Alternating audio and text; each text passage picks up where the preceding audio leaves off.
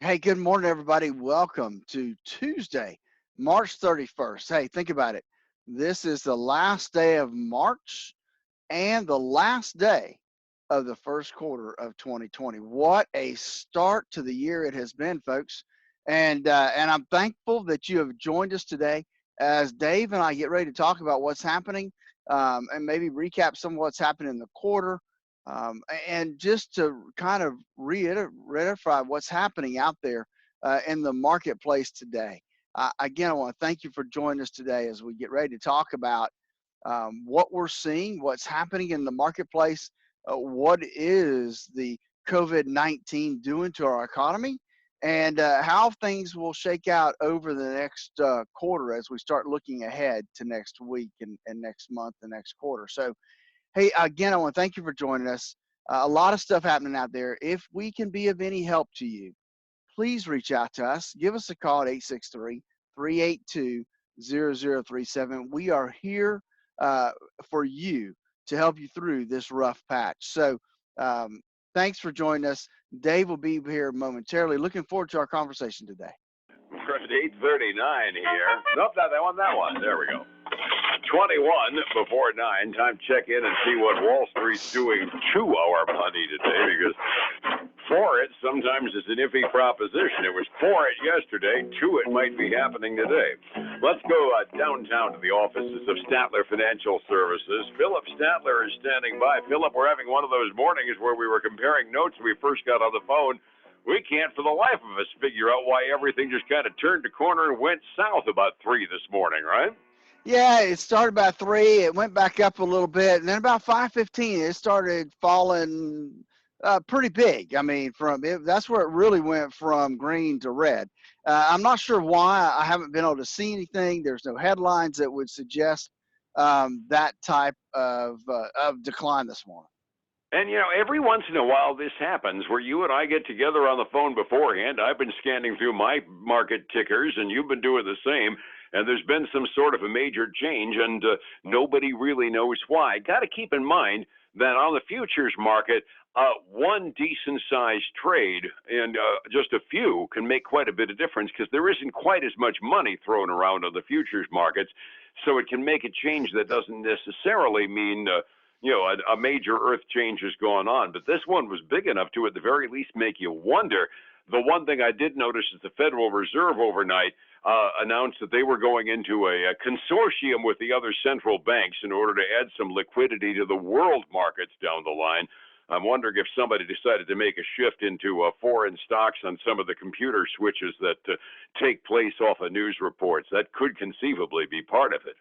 Yeah, it could have been, and without a headline matching up with kind of time frame, you just don't know what's really driving that. I will say this, though, David, we didn't talk about this before I went on the air, but one thing that could be key today, it is the last day of March. It is the last day of the quarter. And so one thing that happens is a lot of mutual fund guys, managers, will come in and rebalance their portfolios. So some technicians are thinking that we could get a bump today just because of that because of their algorithms and their model that they're following, that they're going to come in and be selling out of bonds and buying into stocks because stocks have dropped so much. So it's going to be interesting to see how that order flow works out today, and whether or not that does give us a boost by the end of the day. That makes some sense. Part of my IRA is into an annuity, and it notifies me whenever they shift the funds that I'm into. And I have gotten so many of those little one-page notices saying, we made the following changes in your account based upon market conditions. At the end of the quarter, that would make some sense. And heaven knows, you and I have said it, that while we're on a downtick, while it's been recovering for the last 6 trading sessions on general, there is a pile of buying opportunities out there for the big hedge funds, aren't there? There are, at least we hope there are. We want to think they're buying opportunities. And so we'll just have to see how they reallocate. But because a lot of those mutual funds, that's what they do. At the end of the quarter, it's reallocation time, and they have a process they follow, and they're going to reallocate no matter what today. So, Absolutely. today and tomorrow is going to be some key things happening. And these end of the quarter, beginning of the quarter days sometimes do give rise to some wild swings. Setting the table this morning, we had an up day on Wall Street yesterday. Dow was up by over 3%, up 690 points. Nasdaq was up 271 points. That's over 3.5%. And the Standard and Poor's was up by about 3.33%, up 85 points by any account. A good day on Wall Street, and as you and I were talking about, Phillip, it looked pretty good when we all went to bed last night, and not really half bad when you and I woke up this morning. We're trending toward the negative right now to give back some of what we gained yesterday. Kind of funny, last week we designated this officially back into a bear market. If we turn the corner and go back down, maybe the shortest lived bear market you and I have experienced. You mean bull market, right? Bull market, I just put you. Shortest lived bull market we've ever. I'd like the shortest lived bear market ever, wouldn't you? Yeah, I would. You know, the other thing I see, Dave, is that we look at the quarter, right? And so at this point, it looks like the Dow is down significantly. It's the worst first quarter I think I saw in history. And for the Dow, it's the worst first quarter since like 1930 something for the S&P 500. Now, I'm talking about just the first quarter, right? It's not the worst Mm-hmm. quarter any of those have had, but so we continue to see that, and we all wonder, you know, when is this thing really going to turn around? And that's the variable question. And like all, this is where we start calling this the epidemiology report more than the stock report. Conventional wisdom has always been once we see the curve flatten and we can see light at the end of the tunnel, stocks being, of course, a forward-looking indicator, that's when they start seeing some optimism return. So far, we haven't seen that flattening of the curve yet, so consequently, everything's a little hinky on Wall Street. Yeah, exactly. You know, that's the whole idea here is to flatten out that curve. And honestly, I'm not so sure that Florida's doing their fair share right this point to help do that. You know, people are still moving around, coming from down south to up north, and so you know that is just a way to spread this virus, and so people are not staying put.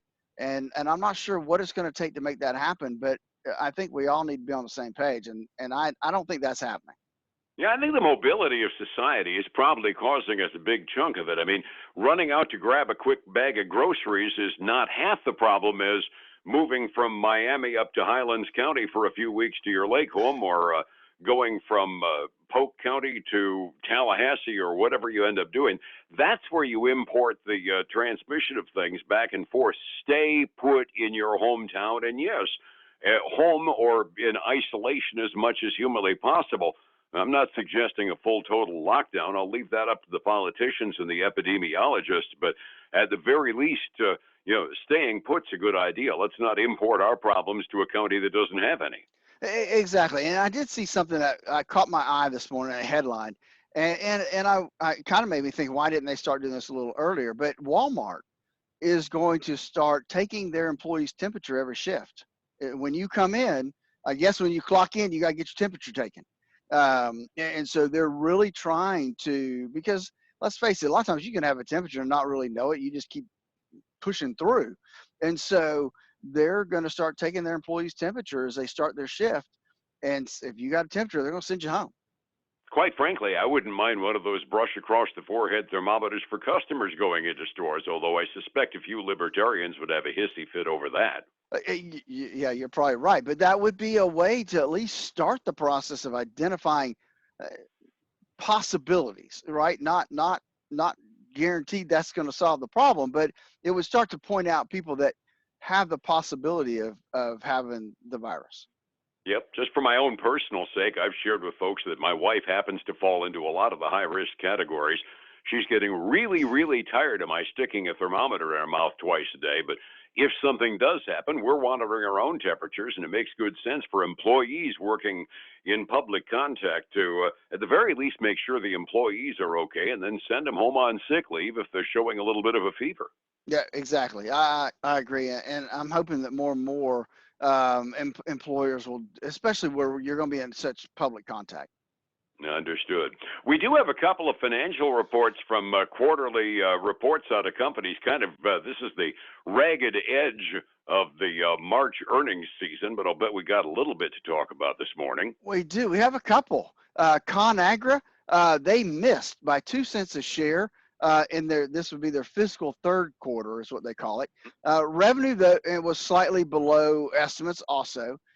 But here's the deal: they're seeing a higher demand for their food products the past few weeks, and they've now actually expect to exceed their full year sales and profit guidance. I was Um, going. I was going, huh? How on earth can a packaged food company miss given the demand at the grocery stores? Guidance kind of answers the question, doesn't it? Yeah, so you think, well, hey, we finally got some good news from something, Hmm. and they're up 4.5% this morning. Nice to hear. Good, positive green news for a change. Yeah, it is. So then we go back to, and we got McCormick, the spice maker. Yeah. They beat by 5 cents a share. Their revenue was short though, again because of the coronavirus outbreak. They did withdraw their financial forecast because of all the uncertainty out there. And they have not traded yet today. They did close up 8% yesterday. All right. The last earnings report I have before I have a little other news is Restoration Hardware. Their parent company beat estimates by 13 cents a share. Revenue was well short though because of obviously lower traffic, back orders from the holidays, and they withdrew their financial guidance going forward too. They're down 12% this morning. And then the last one I want to leave you with, this is not an earnings report, but this is Carnival Cruise Line. I'm They have, seeing a big move this morning. I'll bet you got some yeah. news. Huh? So they've suspended their dividend payment and their stock repurchase payment. And so that's got them trading down today 16%. And here's the deal, Dave. We're seeing more and more companies suspend their dividends. And this is one area where I think a lot of folks out there have built their portfolios based on dividend paying stocks, thinking that they will never see a suspension of those dividends. That they base it on, hey, well, this one's always raised its quarterly dividend, and this one's always raised its quarterly dividend.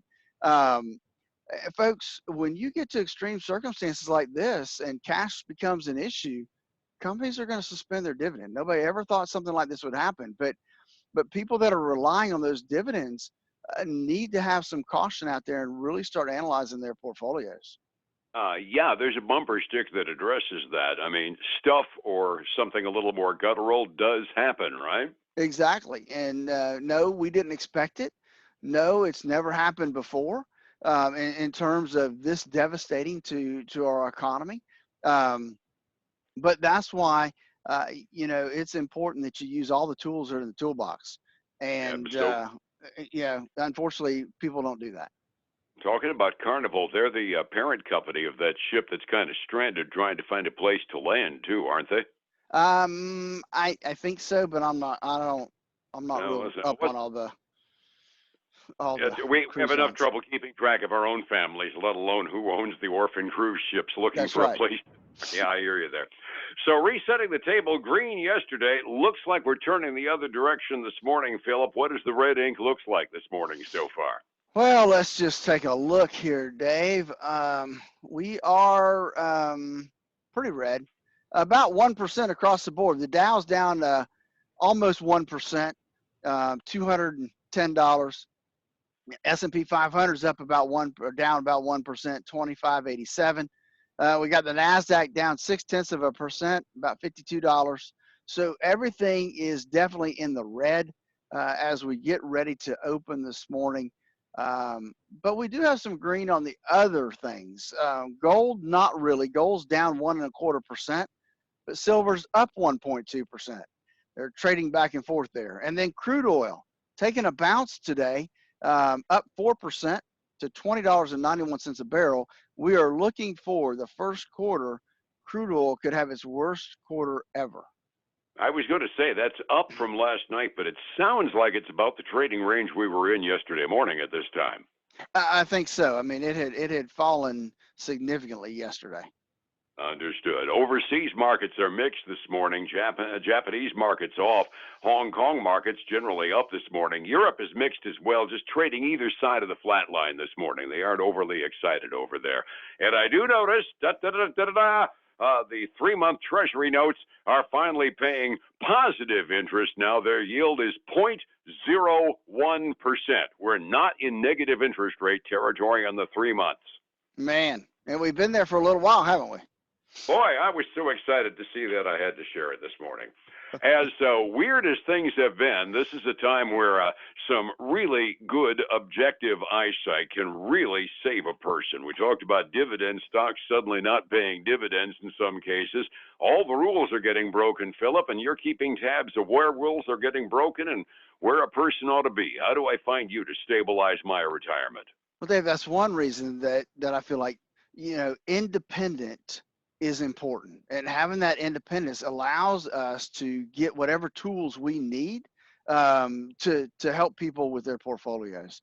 Hey, to get your analysis of your current portfolio to see if you're using the right tools, give us a call at 863-382-0037. Hey, follow us on Facebook. Statler Financial Services. We post a lot of good information there whenever we're going to have some town hall meetings, which we're trying to do every Saturday.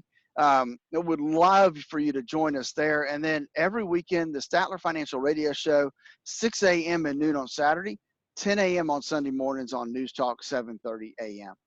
All righty, and back here tomorrow morning on Light FM. Phillip, thank you so much. We'll catch you on tomorrow, all right? All right, man. Thanks, Dave. You have a great day, and I'm looking forward to tomorrow.